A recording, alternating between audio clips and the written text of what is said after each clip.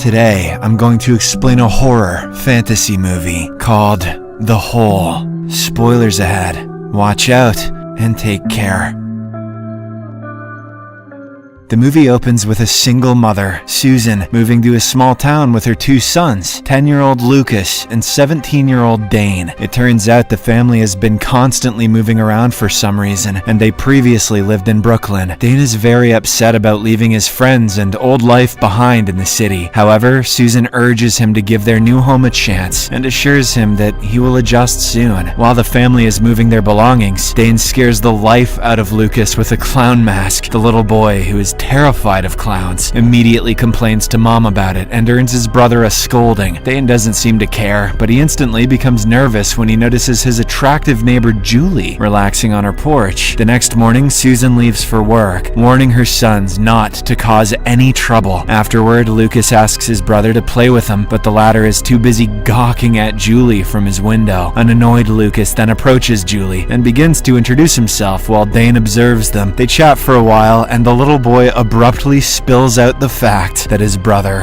has a crush on her. Upon hearing this, Dane gets very angry and starts chasing his brother to teach him a lesson. They soon end up in the basement, where they accidentally knock over a shelf. As the two attempt to clean up the mess, they come across a strange trap door on the floor that is locked with several padlocks. The curious brothers begin looking for its keys, which they eventually find inside of a can. Next, the two open the padlocks and discover a pitch black hole inside. They drop some nails into it to measure its depth, but there's no sound of them hitting the bottom. The brothers then tie a flashlight to a doll and lower it into the hole using a rope. However, the light quickly fades away and something forcibly pulls on the doll, causing the rope to break. This leaves the brothers baffled, and at this moment, Julie arrives and asks what's going on. They show her the hole, and she becomes interested as well. Julie comments that maybe it's just a deep hole that the previous owner, Creepy Carl, might have dug, but they still want to investigate, so they lower a hand camera inside the hole to film it. Afterward, they check the footage in the living room, but all they can see is a bright light coming through a wall. At this moment, Susan returns home, and while the trio greets her, a creepy eye briefly appears on the screen. The next morning, Lucas goes to attend his first day of school, while Dane and Julie head out to explore the city. The two stop by a cafe for lunch, where Dane tells Julie about his life in Brooklyn. He then notices her unique necklace and asks if it's a gift from her boyfriend. However, Julie just laughs this off and reveals that it's actually from a friend. In the afternoon, when Lucas returns home from school, Susan calls Dane and asks him to come back soon. She then rushes to work, leaving her younger kid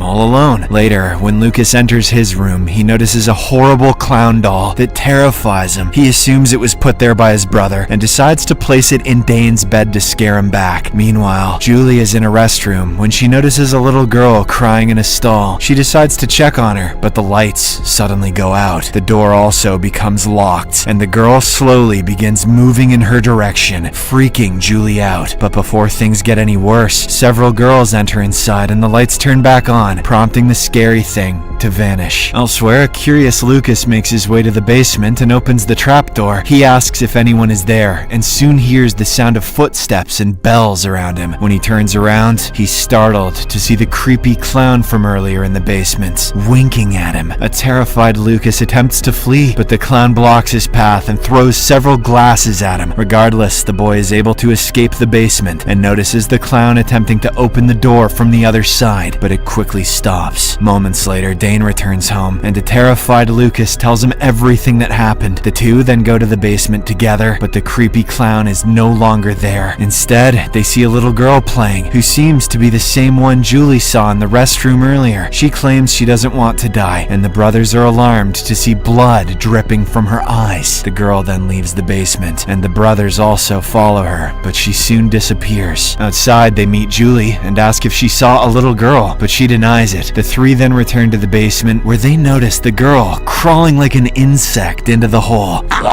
The trapdoor suddenly slams shut, leaving them baffled by what just happened. Next, the trio arm themselves with helmets and other items. While waiting for the girl to emerge, they speculate on what the hole could be and assume that it could be an entrance to hell or something similar. After a long wait, they eventually fall asleep and only wake up when Susan invites them upstairs. The trio decides to lock the trapdoor, but discover that the padlock is no longer present. Terrified, they drag a massive iron cabinet and place it on top of the trapdoor before leaving. The next morning, the trio returns to the basement and is shocked to see that the cabinet has moved and the trapdoor is also open. A frustrated Dane hammers nails into the trapdoor, hoping to prevent it from opening again. Spooked by these bizarre events, he then asks Julie to take them to creepy Carl so that they can find out more about the hole. In the afternoon, they arrive at an abandoned glove factory and reach a room filled with lights where creepy Carl is trying to fix a light bulb. When they question him about the hole, the old man suddenly freaks out, claiming that they should never have removed the locks. He then reveals that the hole contains nothing but darkness, which will come for everyone and kill them. Upon hearing this, the kids believe he's crazy and decide to leave, but Dane accidentally leaves his sketchbook behind. Later, at home, Susan informs the kids that she will be going out for a few days, so they will have the house to themselves. The children don't want to be alone, but they're too afraid to tell their mother, so they reluctantly agree to stay there alone. Around midnight, the nails hammered into the hole rise up on their own, and the trapdoor swings open again. Elsewhere, as Carl is scribbling on Dane's sketchbook, the lights around him begin to explode one by one. Carl exclaims that he's not finished, but the room goes completely dark. Immediately after, he is seemingly attacked by something, and only his screams are heard. The next morning, Dane realizes that he has left his notebook at Carl's place and goes back to retrieve it. Upon his arrival, he notices that all the bulbs are destroyed and the man is nowhere to be seen. He then grabs his notebook and finds that it's completely scratched up. Dane later tells Julie about this, and they decide not to go to the basement anymore. She instead invites the brothers to swim in her pool today, which they accept. Later, the trio is seen swimming in the pool and having fun, but then Dane notices a figure in the distance that quickly vanishes. He quickly gets out of the pool and discovers several shoe prints nearby. Julie claims it's probably her father, but Dane doesn't think so. While the two are busy inspecting the shoe prints, Lucas is alone in the pool and is suddenly attacked by an unseen force. He begins screaming in horror, prompting Dane to rush to his aid. Once the little boy is pulled to safety, he reveals that it was the clown again who attacked him underwater. Julie says that still sounds like my dad. Later that night, Lucas is sleeping soundly when Dane notices a small handprint on his brother's leg. He thinks it looks familiar and searches through his sketchbook in his room. Sure enough, he finds a similar handprint, so he tears all of the pages and arranges them on the floor to form a puzzle. But before he can figure out what it is, he hears an eerie whistle. Dane then goes to the dining room and finds a letter on the table from his dad, who is imprisoned in New Jersey State Prison. The letter says, "Hello, boy," which scares the life out of him. Believing his dad is nearby, Dane grabs a bat to confront him when he shows up. Moments later, Lucas wakes up and goes to the living room, where he sees a cop standing there. The cop says he's looking for a girl and hands him a photo of two girls standing side by side. When the officer turns around, Lucas is horrified to see his mutilated skull. He immediately approaches Dane and shows him the photo while explaining about the officer. The two then head to the basement, where they witness the cop crawling into the hole. Dane looks at the picture and notices that the two girls are wearing the same necklace as Julie. Elsewhere, Julie is sleeping in her room when she is suddenly haunted by the same girl. She pleads for her help, but Julie rushes outside and soon comes across Dane and Lucas. In a shocking turn of events, Julie reveals that she has finally recognized the girl as her childhood best friend, Annie. She describes how she and Annie were playing on the tracks of an old roller coaster when an accident happened and Annie fell to her death. During the incident, a police officer attempting to help also fell and died. Julie believes that all the bizarre incidents are happening due to her, so she decides to go back to the amusement park and confront her past. Shortly after, Julie finds Annie sitting in the same spot where she fell. They reminisce about the old days, and the dead girl accuses her friend of causing her death. Julie tearfully apologizes, explaining that she was scared that day. As the two continue chatting, Annie starts to fall again, but Julie grabs her hand this time and admits that she's no longer afraid. This finally makes the ghost of Annie disappear, and Dane shows up to comfort a distraught Julie. Meanwhile, Meanwhile, Lucas is in the garden when he hears Dane's voice calling him into the basement. The naive boy heads there, only to find the clown doll waiting for him. The basement trapdoor also suddenly slams shut, and Lucas trips in his panic. Following this, the two engage in a scuffle, and the clown repeatedly strikes Lucas with his tiny arms. Bonzo's gonna bop ya. But the boy manages to free himself and moves out of the way just as the clown lunges at him. This causes the clown to crash into the spinning blades of a fan, finally shattering into pieces. Moments later, Julie and Dane return home to find a happy Lucas, who explains everything that happened. He also declares that he's no longer afraid of clowns. The trio then theorizes that the hole manifests their deepest fears when they look into it. When the others inquire about his fear, Dane responds that he's not afraid of anything. Regardless, it is not safe here anymore, so Julie suggests that the brothers spend the night at her place. Lucas then returns to his room to pack his belongings, while Julie and Dane begin to examine Carl's sketches.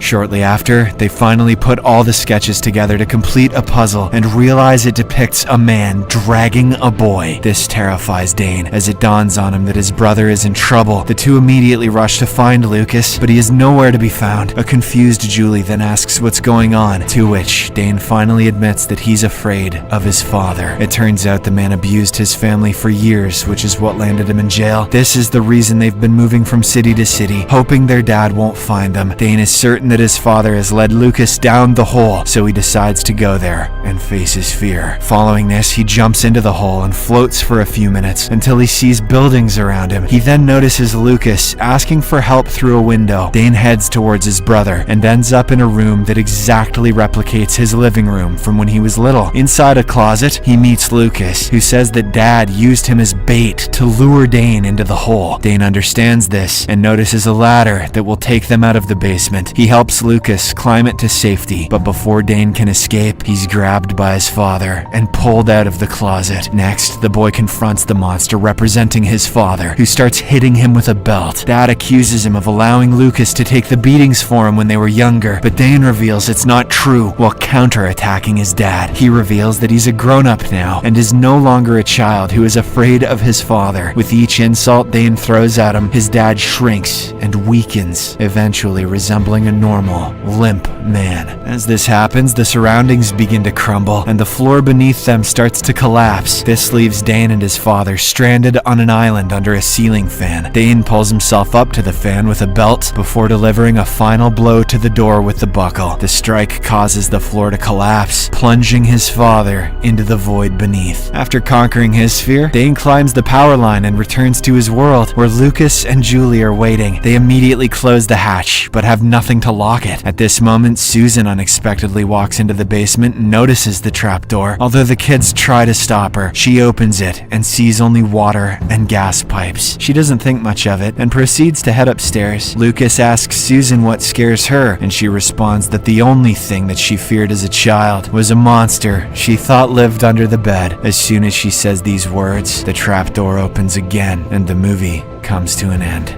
Bonzo's gonna bop ya. Subscribe for more videos like this.